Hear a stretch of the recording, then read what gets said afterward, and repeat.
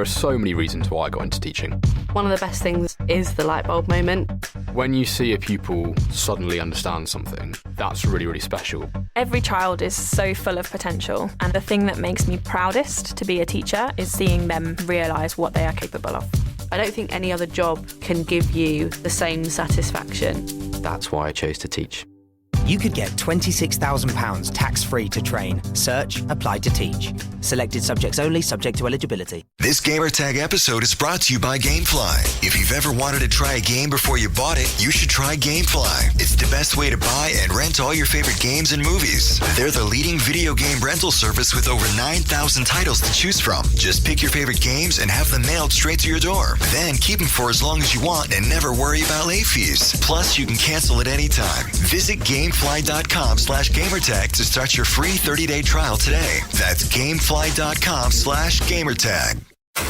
Gamertag Radio presents E3 2016 coverage.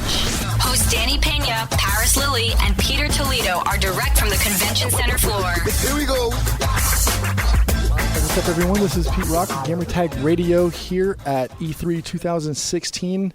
Had an excellent opportunity here. Check out Lawbreakers. I'm here with Daniel Nanni. He's the lead designer.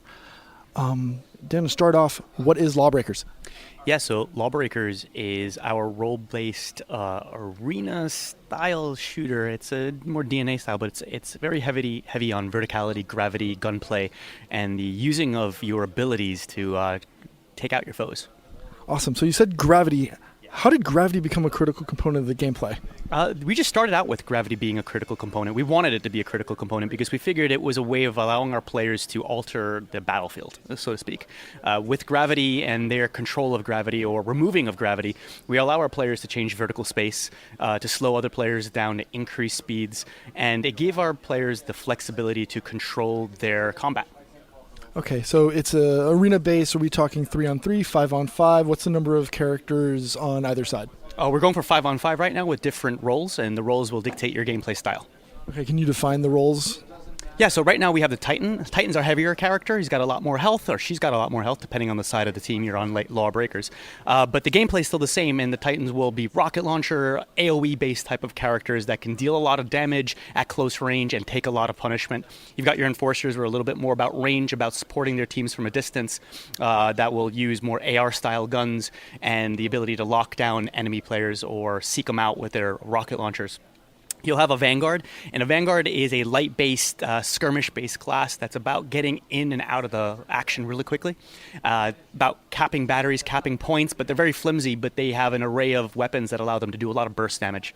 And then you have your Assassins, and the Assassins are our flimsiest characters, but can traverse the battlefield really quickly. They pull out swords, they can assassinate really fast. They're not called Assassins for any given reason. They actually can do it pretty quickly, but they're our most mobile and vertical characters. Okay, what's your favorite character? Oh, I love playing the Titan. I don't know what it is about rocket launchers, but I really enjoy rocket launchers, and it's very gratifying to be able to pull off his ultimate and lock down any of the enemy bases or to lock down your own base. I like playing defensive classes or pushers, and that kind of fulfills my fantasy. So in the game, the main concept is to take one of 3 points, hopefully maybe capture all of them. Is that the only game type or game mode within Lawbreakers, or are there others? No, so our first mode that we released was Overcharge, and Overcharge is our style of capture the flag, and it's our take on it, which is a little bit more dramatic, in which both teams are fighting for one flag, and that flag scores over a certain amount of time. But at any given point along that scoring cycle, it could be stolen by the enemy team and scored at their base instead. So it's like a lot like hot potato. And Turf War is a little bit more competitive in the sense that we don't allow the point to be stolen at any last second. What you earn is what you keep. But it's a play on domination. And the idea is what we always want to do is inject that flavor of drama and last-minute passion or intensity into our game modes and make them so they're really worth screaming about, either in love because you won or in hate because the enemy team has kind of ripped it away at the last given second. But all the modes we're going for, and we still have a couple more that we're experimenting with, are always going to try to take something that you instinctively understand but twist it slightly enough that it still feels fresh and new. So you mentioned competitive with the recent popularity of esports. I mean, we got TV shows now going on cable.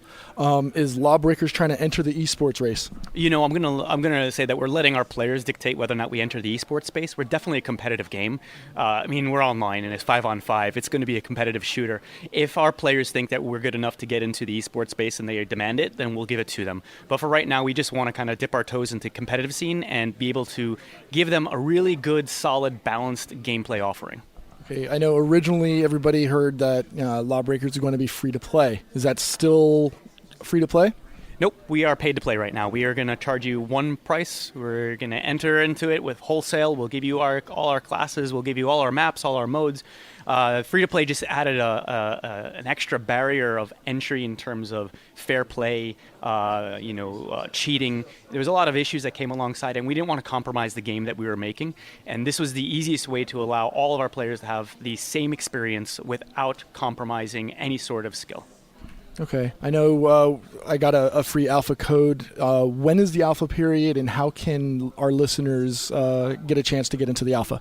So you want to go to lawbreakers.com. There's a sign up there, and you enter in, and we will be adding more and more people as the alpha progresses. It's going to start this weekend. I believe this Friday, I think, is the first day of alpha. Friday and Saturday. I think we're doing it both days on this weekend. And if you go to the website, you have a chance to enter into it. The keys that we're giving out right now, you'll be able to definitely get into it now. If you don't make it into this cycle, there will be more alpha phases that will be opening up. Just go to the website, apply, lawbreakers.com, and at any given stage, we'll be adding more and more people. Okay, what platforms can people play Lawbreakers on? Right now, it is PC only. It'll be through Steam. So as long as you have a Steam account and a PC, feel free to sign right up.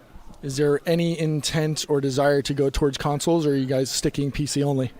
We'd love to go and breach into the console eventually, but I think right now it doesn't make any sense with the small team that we have to focus and split our time up on trying to support the consoles. We want to make sure that the game is as good as it can be, and our leading platform is PC. And once we have that nailed down, we'll think about pushing it into other consoles. Sounds good. Release date again? The release date, we don't have one, but we do have our alpha date, which is going to be this weekend. Okay, and more information, you said lawbreakers.com, anywhere else, Twitter, Facebook, Instagram? Oh, definitely. We have all the above, Twitter, Facebook. I think we have an Instagram account as well, but definitely go to Twitter, definitely go to Facebook, and our website, lawbreakers.com. All right, excellent, Dan. Thanks so much. Thanks for listening to Gamertag Radio. Be sure to like us on Facebook and follow us on Twitter.